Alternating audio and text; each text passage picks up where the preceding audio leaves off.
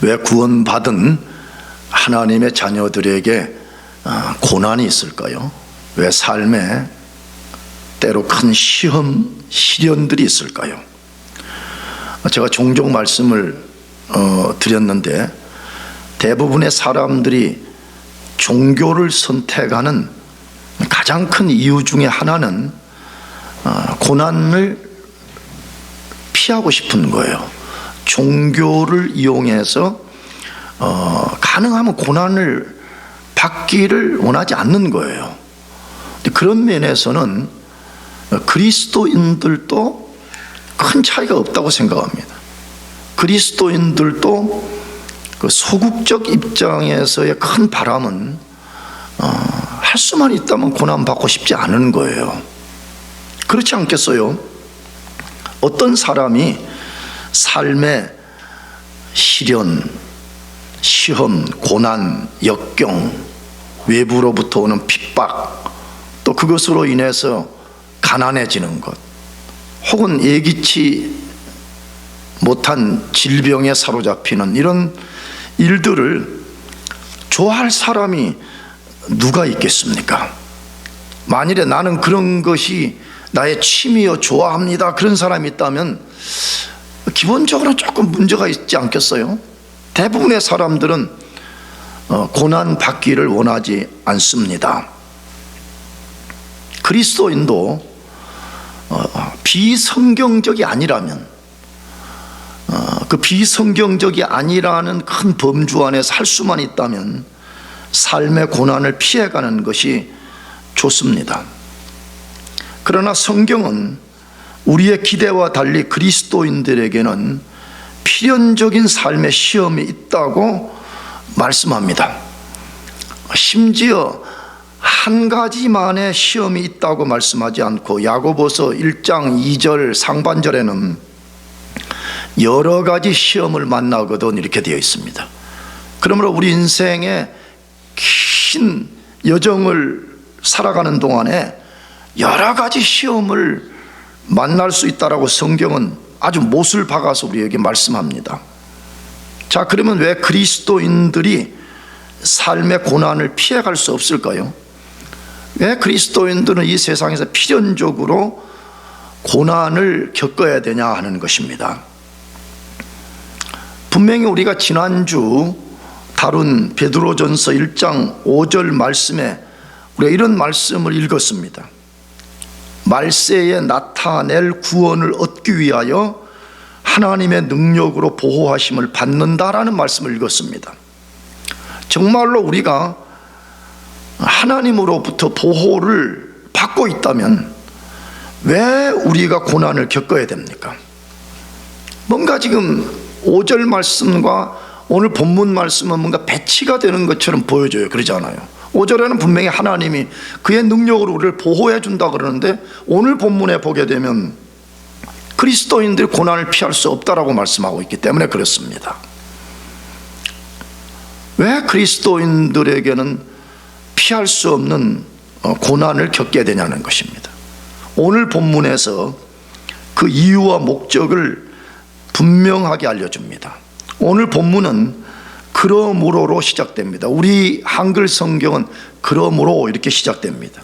근데 원래 헬라어 말씀은 호엔 이렇게 되어 있습니다. 이 호엔은 영어 번역 성경은 in this 이렇게 번역한 것도 있고, 어떤 성경은 in all this 이렇게 번역했습니다. 그러면 이 말을 또 우리말로 바꾼다면 이 모든 것 안에서, 혹은 조금 더 의역해서 하면 이것들 때문에 그런 뜻을 갖고 있습니다. 그러므로 이 말을 다시 정리하면 왜 그리스도인들에게 고난이 있어요? 그러면 이 모든 것, 혹은 이 모든 것들 때문에 시험, 고난을 겪는다는 것입니다. 자, 그렇다면 마땅히 우리는 그것들이 무엇을 가리키는지를 알아야 됩니다. 호엔, in all this, 이것이 무엇을 가리키냐는 것입니다. 1절 이하에서부터 소개된 세 가지를 가리키는 것입니다. 첫째로는 그리스도인들은 그리스도인이 되는 순간에 흩어진 나그네가 된다고 말합니다. 두 번째로는 삼위 하나님의 신비한 섭리로 구원을 받는다고 말합니다. 세 번째로는 구원을 받는 순간에 그리스도인들은 산 소망인 하늘 기업을 약속으로 받는다라고 되어 있습니다. 그러므로 이 세 가지 때문에 세상에서 고난을 받는다 그 말이에요. 자, 그러면 왜 그것들 때문에 세상에서 필연적으로 시험, 고난을 당해야 될까요? 왜 그런 이유 때문에, 한마디로 말하면 왜 우리가 구원받았다는 것 때문에 세상으로부터 고난을 당해야 되냐 이 말이에요. 그 이유가 뭘까요? 우리가 세상에 속하지 않고 세상과 다르기 때문입니다. 구원을 받으면 그 순간에 우리는 더 이상 세상에 속한 사람이 아니에요. 우리는 세상과 완전히 다른 사람이 되는 거예요. 근데 그것을 이 세상 혹은 세상 사람들은 매우 싫어하고 미워하고 그것 때문에 그리스도인들을 핍박하고 그 핍박 때문에 고난과 시련이 찾아오게 되는 거예요. 예수님도 그것을 분명하게 말씀했습니다. 요한복음 15장 18절에서 19절을 읽어보겠습니다. 세상이 너희를 미워하면 너희보다 먼저 나를 미워한 줄 알라. 너희가 세상에 속하였으면 세상이 자기의 것을 사랑할 것이나 너는 세상에 속한 자가 아니요 도리어 내가 너희를 세상에서 택하였기 때문에 세상이 너희를 미워하느니라. 아주 분명합니다. 왜 그리스도인들이 세상으로부터 핍박을 받는가? 그 핍박으로 인해서 왜 고난이 있는가? 그 이유는 세상은 근본적으로 예수님을 미워하게 되는데 그리스도인들이 예수님께 속해 있기 때문에 그리스도인들을 미워한다라고 분명하게 말씀하고 있습니다. 그래서 이것은 어쩌면 내가 진짜 그리스도인으로 사는가 안 사는가를 알게 하는 중요한 시금석, 기준이 됩니다. 나는 진짜 세상으로부터 미움을 받고 있는가, 아니면 세상이 나를 대대적으로 환영하는 삶을 사는가가 내가 어떤 사람인가를 검증하는 중요한 시금석이 되는 것입니다. 바울 사도도 그리스도인들이 천국에 들어가기 전까지는 수많은 환난을 겪을 것이라고 말씀했습니다. 그게 사도행전 14장 22절입니다. 읽어보겠습니다. 제자들의 마음을 굳게 하여 이 믿음에 머물러 있으라 권하고 또 우리가 하나님의 나라에 들어가려면 많은 환난을 겪어야 할 것이니라. 이 말씀에 하나님의 나라는 완성된 천국을 가리키는 거예요.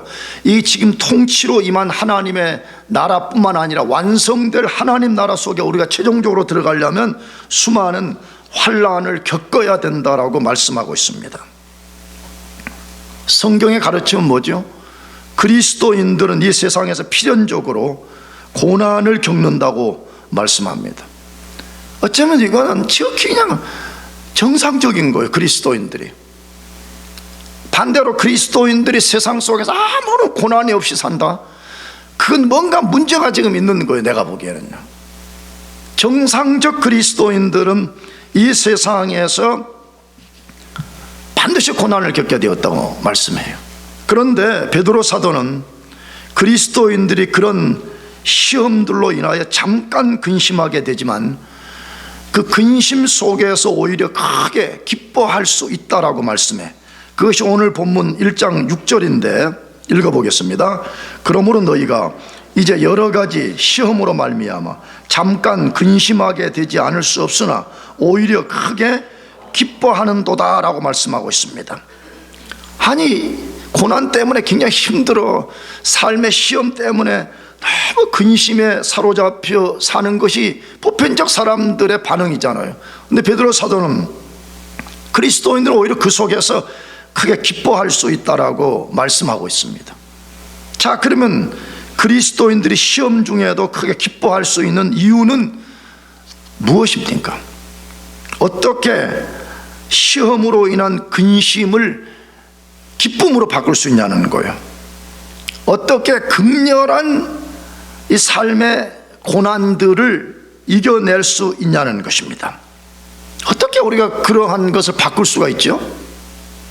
어떻게 고난 속에서도 우리가 진짜 기뻐하는 삶을 살 수가 있냐는 거예요. 하나님이 고난을 통해서 우리에게 주실 참 유익을 기대하기 때문에 그렇습니다. 고난을 통한 하나님의 어떤 목적이 있다는 거예요. 우리가 그것을 잘 이해하고 생각하고 기대하고 소망을 갖게 되면 우리가 고난 중에서도 기뻐할 수 있다는 거예요. 이것이 고난의 신비입니다. 고난의 뭐라고요? 신비예요, 신비.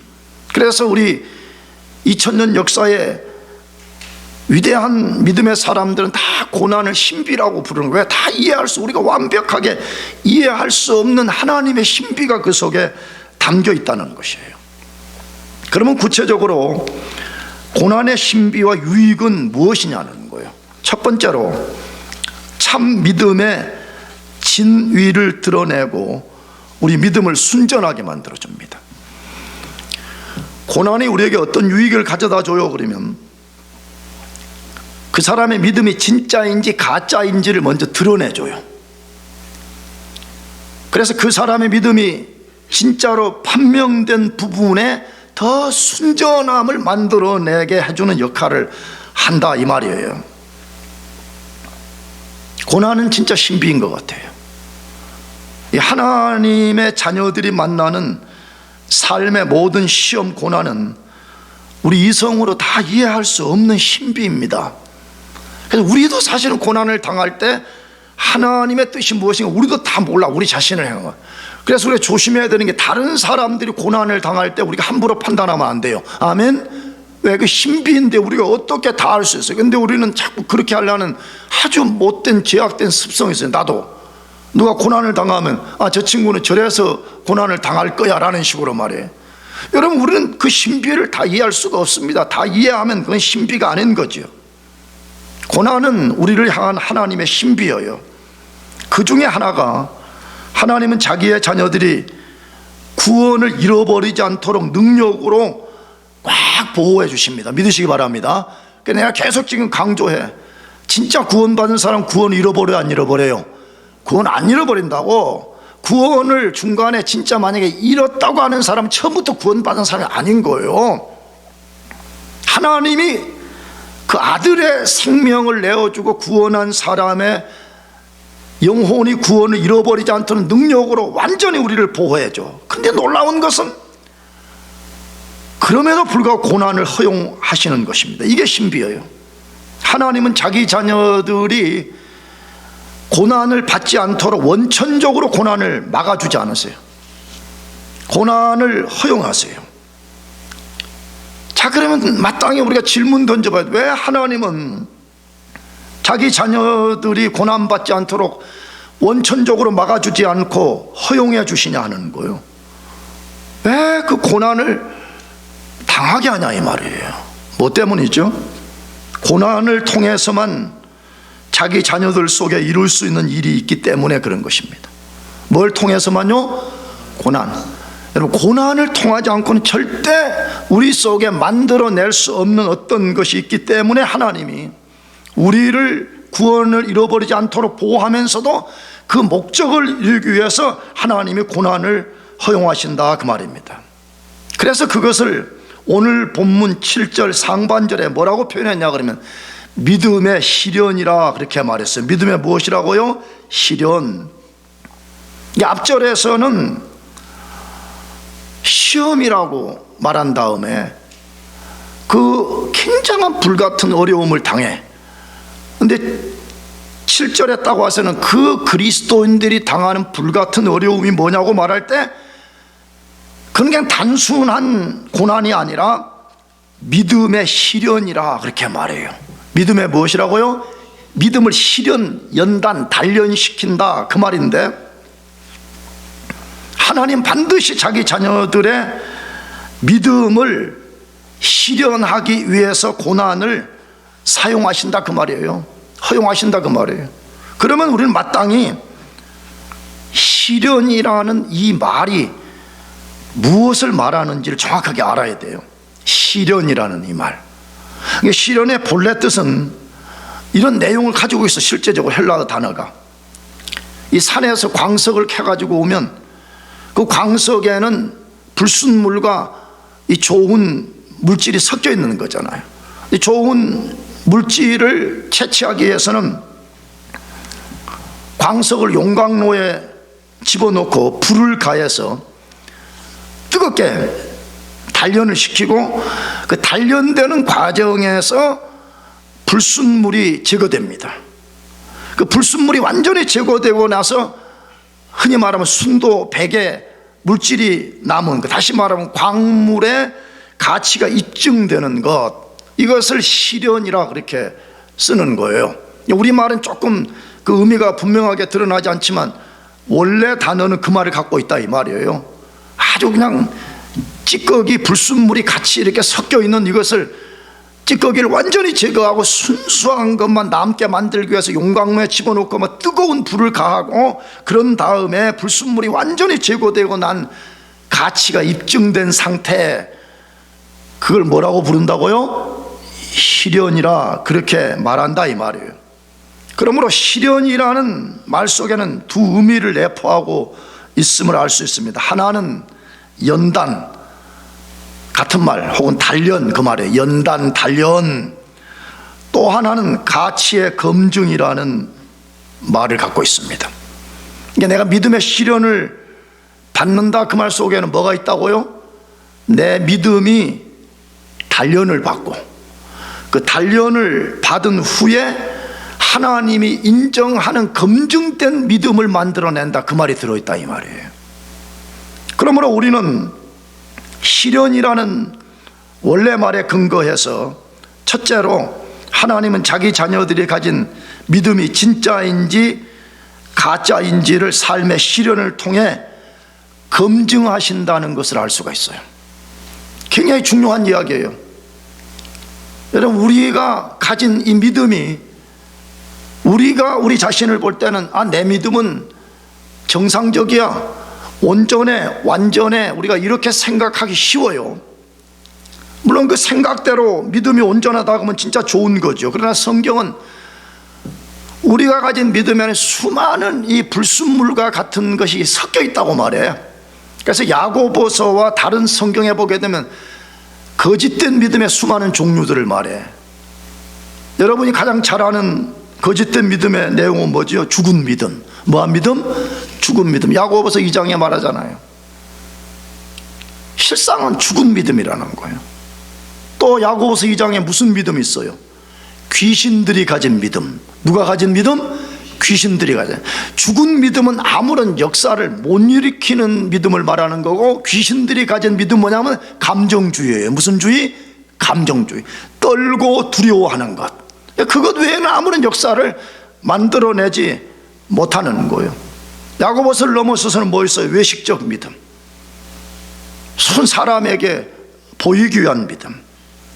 나가서 수동적인 믿음. 다시 말하면 아무런 역사가 없이 그냥 끌려다니기만 하는 그런 피동적인 믿음 말하죠. 이론적인 믿음. 순 머리로만, 이론적으로만 알고 있는 믿음. 요한일서에는 세속적 믿음이 있다고 말해요. 무슨 적 믿음? 세속적 믿음. 뭔가 믿음이 있는 것처럼 보이는데 내용에 들어가 보면 철저하게 세속 정신에 지배된 그런 믿음이 있다라고 말합니다. 그런데 이러한 믿음들이 평상시에는 진위가 드러나지 않아요. 그렇잖아요. 우리 위기라는 말을 쓸 때 위기가 영웅을 만든다고 말하지만 실제 위기 자체가 영웅을 만드는 것이 아니고, 위기는 그 사람이 어떤 사람인가를 드러내는 수단이 되는 거예요. 근데 우리 평상시 때는 되게 나 자신부터 우리가 되게 좋아 보여요. 믿음도 되게 좋아 보여요. 아주 그럴싸해요. 근데 고난을 통해서 시련 속에 들어갈 때만이 진짜 내가 하나님이 인정하는 참 믿음을 가졌는가 안 가졌는가에 대한 진위가 드러나게 되는 것입니다. 그래서 하나님은 우리를 정확하게 알고 계세요. 하나님이 우리 모르시는 거 아무것도 없어요. 믿으시기 바랍니다. 하나님이 믿음과 관련해서 우리가 어떤 믿음을 갖고 있는지를 정확하게 아실 뿐만 아니라 그 믿음을 참 믿음 되게 만들기 위해서 우리를 시련하시는데 심지어 시련의 강도까지 정했어요. 얼마만큼 이 친구에게 시련을 줘야만이 이 친구가 시련을 이겨낼 수 있는가 하는 그것까지 다 정하신다 이 말이에요. 그런데 놀라운 것은 참 믿음을 가진 사람은 삶의 시련을 이겨내게 돼요. 이게 참 믿음의 증거예요. 참 믿음을 가지면 삶의 시련을 이겨내고 자기 자신이 참 믿음을 가졌다는 것을 스스로 삶으로서 증명해내게 되는 것입니다. 그래서 하나님이 자기 자녀들의 믿음을 실현하시는 거예요.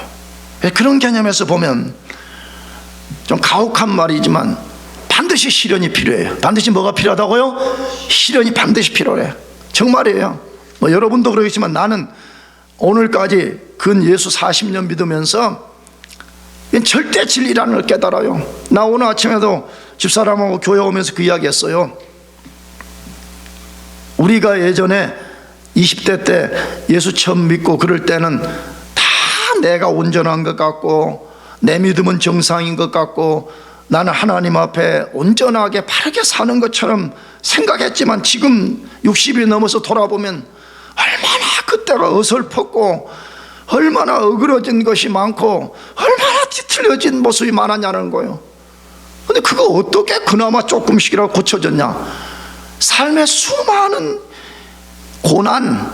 고난을 통한 시련을 통해서 거짓 믿음을 잘라내버리고 그 속에서 참 믿음이 새살이 돋듯이 돋아나게 하신 하나님의 역사 때문이라는 게 할렐루야. 그러므로 내가 볼 때는 그리스도인들이 이게 좀 듣기는 고약한 말이 될지 몰라도 시련이 꼭 필요해. 여러분 나쁘게 도전하는 거 아니에요. 시련이 없이는 안 돼요. 우리는 고난이라는 시련을 통해서만 바뀌어질 수 있는 부분이 그게 없이는 절대로 우리 인간은 바뀌어지지가 않아. 그래서 하나님이 우리가 가진 믿음 진짜인가 아닌가 이거 고난을 통해서 검증하시는 것이에요. 두 번째로 그 사람이 가진 참 믿음이 더 순전해지도록 하시는 것입니다. 이게 처음에는 너 진짜 믿음이냐 가짜 믿음이냐 이거 검증한다 이 말이에요. 근데 진짜 믿음으로 판정이 되고 나면 그 다음에는 그 믿음이 더 순수해지도록 만들어 가신다 그 말이에요. 아까 광산 이야기 했잖아요.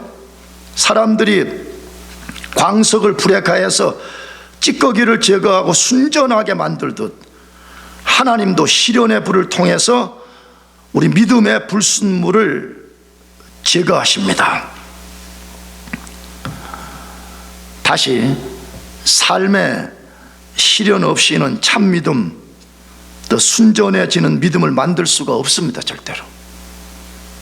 잘 보세요. 그리스도인들이 나를 포함해서 그냥 우리가 고난도 시련도 없어 그러면 그냥 이론적으로만 동의하고 맨날 똑같은 신앙생활 하는 거예요. 1년이 지나도 10년이 지나도 삶이 안 변해. 그리고 자기는 자기 믿음이 온전하다 그렇게 여긴다 이 말이에요. 근데 그렇지가 않다는 거예요. 하나님은 자기 자녀들의 믿음이 순전해지도록 하기 위해서 때로는 고난이라는 시련을 통해서 역사한다 그 말이에요. 자, 그러면 여러분 더 순전해진다는 말은 무슨 뜻이냐 이 말이에요. 하나님이 우리를 더 순전한 믿음 갖도록 만든다 이 말이에요. 가장 중요한 내용은 뭐죠? 우리가 하나님만 사랑하게 만드는 거예요. 누구만 사랑하게요? 하나님만. 얼마만큼? 자기 자신보다 하나님을 더 사랑하게 만드는 거예요. 이걸 바꿀 수가 있냐는 거예요. 대부분 사람들은 이걸 반대로 하고 있습니다. 어떻게 하냐 그러면 나를 하나님으로 여겨, 나를 최고로 사랑해. 그리고 하나님은 나를 서포트하는 사람으로만 존재하라는 거예요. 서포트하는 분으로만 존재하라는 거예요. 근데 성경의 가르침은 그거 아니에요. 순전한 믿음을 만든다는 것은 지금까지는 내가 중심이었지만 이제부터는 하나님을 나보다 더 사랑하게 하는 거예요. 여러분 그렇게 되시길 축복합니다. 그게 하나님이 우리에게 두신 큰 뜻이에요.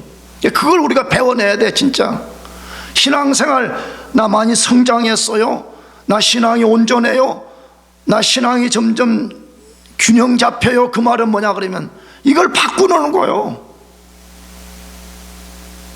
나 자신보다 하나님을 1000배, 10,000배 사랑하는 걸로 바뀌어가는 거예요.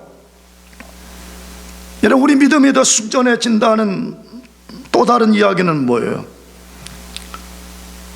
우리의 인격의 변화를 통해서 예수 그리스도의 형상을 점점 닮아가고 나아가서 우리가 영적으로 더 견고해지는 거예요. 자주 예를 들었잖아요. 우리가 가서 헬스장에서 운동을 하게 되면 이 근육이, 머슬이 커지고 강해지는 것처럼 우리 영혼의 근육이라는 게 있는 거예요. 그래서 이 순전해진다 이 말에 또 하나는 말은 그런 말이에요. 내가 예수 그리스도의 형상을 닮아가고 내 인격이 변화되고 내 영혼의 근육이 강해져서 어떤 세상의 시련과 핍박도 능히 이겨낼 수 있는 이것으로 바뀌어진다 이 말이에요. 우리 믿음이 순전해진다는 또 다른 내용은 뭐겠어요? 우리가 점점 세속성을 버리는 거예요. 무슨 정신 버리는 거라고요? 세속성. 말씀드렸잖아요. 이 코스모스로 가는 이 자연 속에는 우리가 볼 때는 얼마나 아름다워. 이 5월의 이 스칼의 모습은 말로 표현할 수 없이 아름답잖아요. 그런데 이 아름다운 코스모스 속에 세속 정신, 다시 말하면 타락한 죄성이 지배하는 속성이 들어있다 이 말이에요. 근데 그리스도인들이 순전해진다는 말은 무슨 말이냐?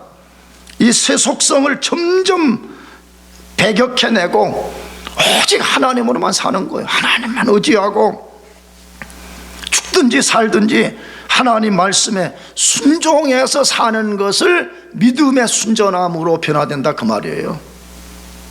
우리가 자주 말하기도 하고 여러분도 다 아는 이야기지만 여러분, 반짝인다고 다 금이 아닌 거예요. 반짝거린다고 다 금이 아니잖아요.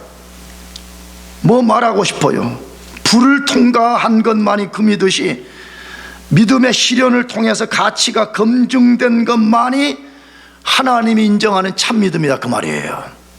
여러분 모두가 그 믿음 소유하시기를 축복합니다. 그걸 소유해야 되지 않겠어요? 나처럼 40년 예수 믿었는데 나중에 마지막 날 주 앞에 가 서서 봤더니 뭔가 믿음이 반짝거리긴 한데요, 가짜야. 가짜. 여러분, 그런 인생만큼 불쌍한 인생이 어디에 있겠어요? 우리가 고난을 통해서 시련 가운데 믿음의 불순물이 완전히 제거되어 버리고 하나님 앞에서 순전한 믿음 그걸 갖고 사시기를 다시 한번 축복합니다. 두 번째로 고난의 유익이 뭐냐 하는 것이 황금보다 귀한 믿음을 소유하게 만들어 줍니다. 황금, 세상 사람들이 가장 귀하다고 여기는, 물론 요즘은 똑같은 단위의 황금보다 더 비싼 것들이 있다고 말합디다만 해도 어쨌든 이 황금이라는 것은 가장 귀한 것의 상징이잖아요. 이 세상에 가장 귀한 것보다 더 귀한 믿음을 소유하게 만들어 준다는 것이에요. 그것을 베드로전서 1장 7절 하반절에 이렇게 되어 있어요. 너희 믿음의 시련이 불로 연단하여도 없어질 금보다 더 귀하여 라고 되어 있습니다. 우리 그리스도인들이 시험, 고난을 당해요. 근데 그리스도인들이 당하는 이 고난, 시험은 단순한 고난이 아니라 우리 믿음을 연단하는 거라는 거예요. 근데 이걸 뭐에 비유했냐? 황금 비유했다. 황금에다가 아까도 말씀드렸잖아요. 광물질 캐가지고 오면 그 바로 시장에 내다 팔지 않고 반드시 불로 연단을 시켜서 순금을 만들듯이 하나님도 우리가 참 믿음, 순전한 믿음 갖게 하기 위해서 반드시 우리를 믿음의 시련, 단련을 시킨다 이 말이에요. 그래서 불순물이 완전히 제거되고 하나님으로부터 가치가 검증된 참 믿음을 갖게 만드는데, 우리가 만약 그 믿음을 갖는다면 그것은 황금보다 귀한 가치를 갖게 된다고 말씀합니다. 왜 세상 사람들이 그토록 귀중하게 여기는 금보다 귀한 가치를 갖게 될까요? 왜 검증된 믿음은 그토록 소중하냐 이 말이에요. 첫째로 참 믿음은 영원하기 때문에 그렇습니다. 참 믿음은 뭐하다고요? 영원성을 가져요. 황금은 변하지 않는 물질이라고 말합니다. 그래서 사람들이 황금을 귀한 것으로 여기고 좋아합니다. 그러나 성경은 그런 황금도 언젠가 변질되고 사라질 것이라고 말씀해. 이 베드로전서에서도 말하지만 야고보서에도 보게 되면 황금도 변질되고 사라진다고 말해. 나는 저기 지금 우리 여기 케미칼 쪽 박사님들이 계셔가지고 내 잘 모르겠어요, 그 화학적인 거는. 그런데 성경은 분명하게 황금도 변질되고 언젠가는 사라질 것이라고 말씀해요. 그러나 시련을 통과한 참 믿음은 절대로 사라지지 않습니다. 이 세상에서 뿐만 아니라 영원한 세계인 천국에서도 지속되고 천국에 가서도 어떤 역사를 이루는데 사용이 될 것이라고 성경은 우리에게 말씀해요. 뭘 말하는 거예요? 천국 들어가면 믿음이 필요 없는 세계가 아니라는 말입니다. 다시 말하면 천국에는 이제 믿음 같은 거 필요 없어, 그냥 땅에서만 필요해, 그런 거 아니라 이 말이에요. 천국에 가서도 영원히 가치가 검증된 참 믿음이 필요하다고 말해. 그래서 바울 사도가 고린도전서 13장 13절에서 이렇게 소개했어요. 그런즉 믿음, 소망, 사랑, 이 세 가지는 항상 있을 것인데 라고 말했어요. 영원히 지속된다는 거요. 뭐가요? 믿음, 소망, 무엇이요? 사랑. 이 세 가지는 사라지지 않고 영원히 지속될 것이라고 말씀해요. 그리스도인들이 언젠가 그리스도인들의 영원한 본향인 천국에 들어가게 되면 그때는 아무렇게 산다 그런 뜻 절대 안 해요. 여러분 오해하면 안 돼요. 이 성경에 근거하게 되면 땅에서도 우리가 하나님을 믿는 믿음으로 살았지만 이건 불순물들이 많아가지고 온전히 하나님을 믿고 순종하는 삶을 살지 못하는 것이 현실적 사실이잖아요. 천국에 들어가게 되면 온전히 하나님을 믿고 순종하는 참 믿음으로만 살게 된다 그 말이에요. 천국은 사실 그런 나라예요. 천국 어떤 나라요? 그러면 믿음으로 사는 나라예요. 무슨 나라? 믿음으로 사는 나라예요. 그걸 로마서 1장 5절 용어로 뭐라 그랬어요? 믿음의 동의어는 순종이라 그랬죠? 내가 하나님을 믿으니까 하나님 말씀에 순종하는 거예요. 천국 가서 내 믿음으로 살아요. 그 말은 뭐예요? 나는 천국 가서 철저하게 하나님의 뜻에 순종하고 산다 그 말이에요. 그러므로 우리가 가진 참 믿음은 금보다 귀한 가치를 가져요. 이 땅에서뿐만 아니라 영원한 세계에서 그 영원히 사용될 것이기 때문에 베드로 사도가 금보다 귀한 가치를 가진다라고 말씀하고 있어요. 두 번째로 왜 참 믿음은 황금보다 더 귀한 가치를 가져요? 참 믿음만이 모든 것을 할 수 있게 만들어주기 때문에 그렇습니다. 참 믿음을 가지면 한마디로 하면 우리가 모든 걸 할 수가 있어요. 믿으시기 바랍니다. 너무 과격한 말이 아니에요. 너무 과장된 말이 아니에요. 우리가 진짜 참 믿음을 가지면 우리가 모든 것을 할 수가 있어요. 잘 보세요 한번 논리적으로. 죄로 인해서 영혼이 죽어있는 사람이 영혼이 사는 비결은 뭐예요? 하나님을 믿을 때만이 영혼이 살아나게 됩니다. 동의하시죠? 예수님을 믿는 믿음으로만 모든 인간은 의롭게 됩니다.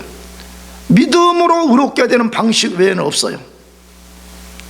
우리가 성령의 역사를 믿는 믿음으로만 우리는 거룩하게 돼요.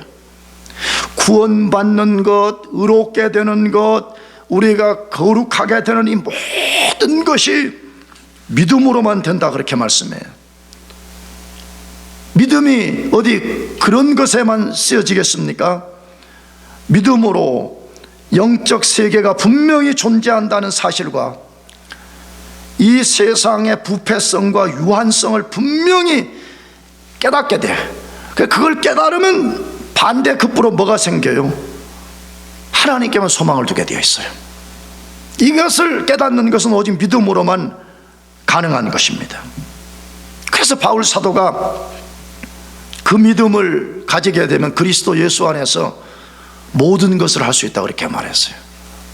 뭐 할 수 있다고요? 모든 것을 할 수가 있어요. 사실인 것 같아요. 여기 모든 것을 할 수 있다 그 말은 내가 부유한 상황에 처해서도 교만하지 않고 가난한 상황에 처해서도 낙심하지 않고 그리스도 안에서 내가 모든 것을 할 수 있는 그 능력을 갖게 된다 그렇게 말해요. 그래서 유명한 히브리서 11장 믿음장에서는 믿음은 이런 역사를 만든다고 거기 설명을 하는 거예요. 언젠가 말씀드렸죠. 히브리서 11장 1절은 믿음의 데피니션이 아니라고, 믿음의 정의가 아니에요. 믿음은 이러한 역사를 만든다는 말을 설명해 놓은 거예요. 그런데 내용은 뭐죠? 믿음은 바라는 것들의 실상이요, 보지 못하는 것들의 무엇이다? 증거다. 그러니까 진짜 참 믿음을, 우리가 시련을 통해서 참 믿음을 갖게 되면 그 믿음이 어떤 역사를 만든대? 바라는 것들의 실상을 만든다는 거예요. 보지 못하는 것들의 증거가 되게 만든다는 거예요. 이게 그리스도인들의 신비예요. 그러니까 내가 어젯밤에도 우리 졸업생들하고 그런 이야기를 했는데, 그래서 여러분들이 지금 자기 자신과 자기가 처한 상황에 함몰이 돼가지고 나는 할 수 없어, 여러분 그런 아주 패배적인 마음을 갖지 말고 입을 넓게 벌려. 예레미야서 33장 말씀처럼 큰 믿음을 가져. 아멘. 왜? 여기 그랬잖아요. 믿음은 바라는 것들의 뭐라고요? 실상이에요. 우리말은 실상이라고 번역을 했지만 실상대로 하게 되면 도저히 내가 꿈꿀 수 없는 일들이 내 앞에 실제적으로 어떤 것이 나타난다 그 말 아니에요? 그래서 이 믿음을 우리가 갖게 되면 얼마나 그것이 귀한 가치를 드러내는지 몰라요. 그래서 이런 참 믿음을 가지고 실제 역사를 행한 사람들을 히브리서 11장은 길게 기록해 놓은 거 아니에요. 홀 오브 페임, 믿음의 전당, 명예의 전당에 기록된 사람들처럼 믿음의 전당에 수많은 사람들의 이름을 올려놓았는데 그 중에 우리가 주목할 무명의 사람들이 있어요. 물론 유명의 사람들이죠. 그것이 11장 32절 33절인데 읽어보겠습니다. 같이 시작. 내가 무슨 말을 더하리요? 기드온, 바락, 삼손, 입다, 다윗 및 사무엘과 선지자들의 일을 말하려면 내게 시간이 부족하리로다. 그들은 믿음으로 나라들을 이기기도 하며 의를 행하기도 하며 약속을 받기도 하며 사자들의 입을 막기도 하며 이렇게 돼 있어요. 믿음의 조상 아브라함부터 이제 쫙 설명을 한 거거든. 근데 히브리서 기자가 일일이 믿음의 역사를 일으킨 사람들을 다 기록하기에는 너무나 부족하니까 뭐라고 했어요? 내가 무슨 말을 더하리. 이제 그만 이그젬플 들어도 된다. 그렇게 한 다음에 기드온 이하의 사람들을 하나로 꽉 묶은 다음에 뭐라고 했어요? 그들은 믿음으로 나라들을 이기기도 하며 의를 행하기도 하며 약속을 받기도 하며 사자들의 입을 뭐 해버렸어요? 막아버리는 아주 믿음의 위대한 역사를 만들었던 사람들이라고 말씀하고 있습니다. 난 진짜 여러분과 저 자신이 그 믿음 갖기를 진짜 소원합니다. 여러분 꼭 그 믿음을 소유하기를 축복합니다. 그 믿음을 가져야지. 뭐 여기 계신 분들은 다 그런 분들인 내가 진짜 믿고 있는데 교회만 왔다 갔다 하면 안 돼요. 종교인으로 왔다 갔다 하는 건 아무 의미 없는 거야. 그건 아무 의미 없어. 우리가 하나님 앞에서 검증된 믿음을 가지고 이 본문에 소개된 사람들처럼 믿음의 큰 역사를 만드는 그런 사람들로 살아가야 되는 것입니다. 하나님이 우리에게 고난을 허용하시는 거 절대로 우리 미워서 그런 거 아니에요. 우리 괴롭히려고 그러는 거 절대로 아닙니다. 뭐 때문이라고요? 도저히 세상이 가질 수 없는, 세상의 그 어떤 것과도 비교할 수 없는 가장 귀한 가치를 가진 참 믿음을 우리에게 소유하도록 하기 위해서 때로 고난을 허용하신다는 거예요. 그러므로 그때도 낙심하지 말고 그 신비로운 고난 너머에 하나님의 놀라운 섭리와 뜻이 있다는 것을 믿고 여러분들이 삶의 시련들을 이겨내기를 축복합니다. 그 다음 마지막 세 번째로 이 고난의 신비와 유익이 무엇인가 하는 것입니다. 예수님이 세상에 오시는 날 상을 받게 해준다라고 말씀하고 있습니다.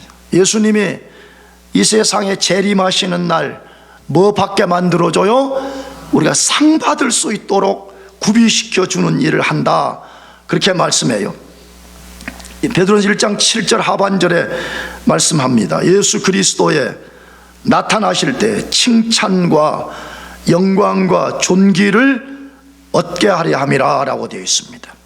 하나님이 자기 자녀들에게 고난을 허용하시고 고난을 통해서 자녀들의 믿음을 단련시키는 궁극적 목적이 어디에 있냐 할 때 땅에 어떤 것을 손에 넣게 하려는 데 있지 않다라고 분명히 말해.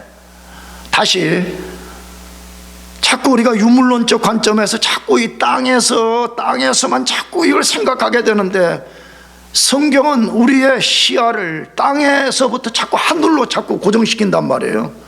하나님이 우리를 향한 궁극적 목적은 땅이 아니라 그리스도 재림날에 이루어질 그 일에 있다라고 분명하게 말씀해요. 그런데 그것이 뭐예요? 상 받게 하는 것이라고 말씀해. 그래서 우리가 깊이 생각하면서 살아야 돼요. 뭘 생각해야 됩니까? 우리가 행한 어떤 것이 영원한 것과 관계가 없는 것이라면 그것은 결코 성공적인 것이 아닌 것입니다. 여러분과 저의 삶의 모든 것이 항상 영원한 것과 관련이 있도록 살아가야 됩니다. 그렇게 하시기를 축복합니다. 그래야 되지 않겠어요? 우리가 열심히 살았는데 마지막 날 보니까 그 영원한 것과 아무런 관련이 없다. 우리가 열심히 산 그 모든 것은 말 그대로 nothing이 되고 마는 것입니다. 그러므로 하나님이 중요하게 여기는 것을 우리도 중요하게 여길 수 있어야 된다, 그 말이에요. 하나님이 무엇에 대해서 깊은 관심을 가지는지를 깊이 이해하고 우리도 거기에 깊은 관심을 가질 수 있어야 된다, 그 말이에요. 그러면 마지막으로 왜 하나님은 그리스도 재림날에 참 믿음을 갖고 산 사람에게 칭찬, 영광, 존귀라는 상을 주실까요? 왜 하나님이 그냥 우리를 천국에 들어가는 것으로만 끝을 내지 않고 반드시 상을 주시냐는 것이에요. 첫째, 우리가 배도하지 않고 끝까지 믿음을 지키고 믿음으로 산 것에 대한 보상 때문에 그렇습니다. 배도라는 건 뭐죠? 배신인 거죠. 예수 믿고 따르겠습니다 해놓고 삶에 고난 오면 예수를 부인해버리고 가는 것을 옛날 말로 배도, 다른 길로 배신하고 다른 길로 갔다, 그 말이죠. 근데 참 믿음을 가진 사람이 온갖 삶의 시련과 역경 가운데서도 끝까지 믿음을 지키고 믿음으로 살게 되면 하나님이 거기에 대해서 반드시 마지막 날 보상을 해준다, 그 말이에요. 근데 왜 보상해 주실까? 참 믿음으로 사는 것은 한편에서 보상보다 마땅한 일인 것 같아. 인간적으로 왜 그래요? 여러분, 솔직히 눈에 보이지 않는 하나님을 믿고 사는 거 솔직히 쉬워요, 어려워요? 쉽지가 않습니다. 왜? 다 우리는 뭔가 눈에 보고 눈에 보이는 대로 판단하고 이런 삶에 익숙한 사람들이기 때문에 하나님이 눈에 보이지 않는데 그 하나님이 존재하신다, 그 하나님이 나의 주인이시다, 그 하나님이 나의 섭리자, 이거 믿고 사는 일이 그렇게 녹록한 일이 아닌 거예요. 눈에 보이지 않는 천국을 믿고 사는 거 결코 쉽지가 않아요. 눈에 보이는 세상을 바라보고 살아도 쉽지 않은데 보이지도 않는 천국이 있다고 하는 거기에 소망을 두고 사는 거 결코 쉬운 일이 아니에요. 세상 사람들이 다 싫어하고 배쳐가는 하나님 말씀을 따라 사는 삶은요, 굉장한 모험이에요. 그 속에 굉장한 위험이 내포되어 있는 거예요. 그러므로 그럼에도 불구하고 끝까지 믿음을 지키고 믿음으로 살게 될 때 하나님이 거기에 대해서 보상해 주시는 것입니다. 그걸 믿읍시다 하면 우리는 그걸 바라보고 사는 사람들이에요.